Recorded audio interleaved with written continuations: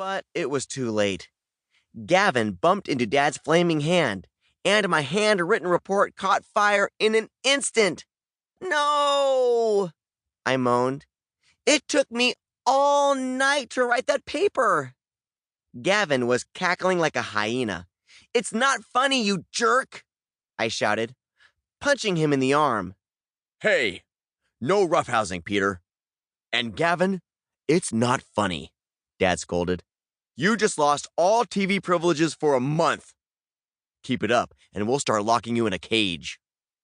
I usually loved Dad's sense of humor, but this time, I hoped he was serious. He deserves to be in a cage, I snapped. It took me forever to write that report. What am I going to tell my teacher? This is a nightmare. Keep your voices down, Mom said, joining us in the kitchen. Ben and Grandpa are still sleeping. Let's not wake them up, please. I wished Grandpa was awake so he could tell me what to do. He's full of good advice. He's also full of weird advice. I never know what I'm going to get. Wait a second. Did I forget to introduce the most important character in this story? I did. It's me. My name is Peter Powers. I have the ability to make ice cubes and freeze stuff.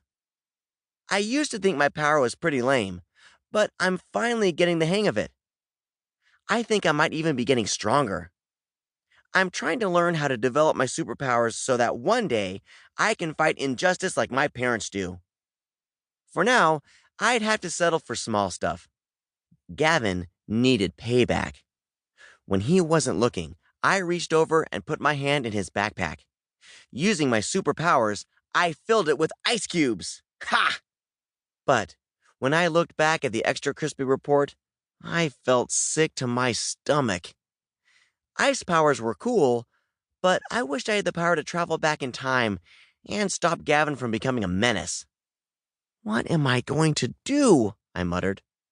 I have class in less than an hour. I don't have time to rewrite my paper. Tell your teacher the truth and explain the situation, Mom said. You've still got your notes and research. Rewrite your paper tonight and turn it in tomorrow. Don't stress, okay, Peter? Everything will be fine. The truth? Miss Dulworth won't believe me, I said. Maybe I can make up a story. You better not lie to your teacher, Peter, Felicia sneered, or bad things will happen. Bad things are already happening, I grumped. Rumble! Suddenly, the ground began to shake, and our house swayed back and forth. Pictures fell from the walls, and one of Mom's old vases fell to the floor and shattered to pieces. An earthquake, Mom said. Everyone, get in the doorway. Once the tremor was over, Mom and Dad checked on Grandpa and Ben. Everyone was fine, so they jumped into action.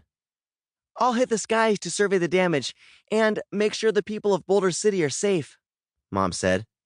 You go high, and I'll go low, said Dad, grabbing his superhero costume from the laundry hamper. Looks like you kids are biking to school today, Mom added. Have a good day. Then she flew out the back door. Everyone grab some bacon and toast before school, except Gavin. No delicious bacon for Gavin. Dad was definitely not joking that time. He never joked about bacon. On my bike ride to school, I couldn't stop thinking about my science report.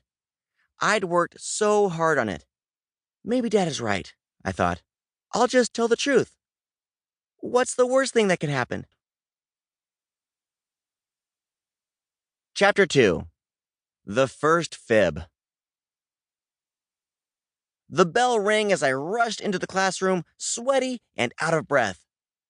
Miss Dulworth was too busy writing on the chalkboard to notice my tardiness. I sat down at my desk and waved to my two best friends, Sandro and Chloe.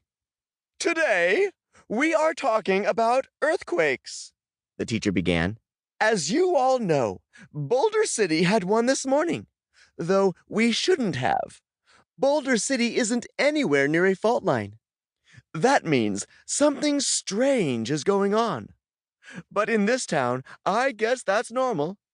As Miss Dulworth droned on, I was dreading the part where she asked everyone to turn in their science report.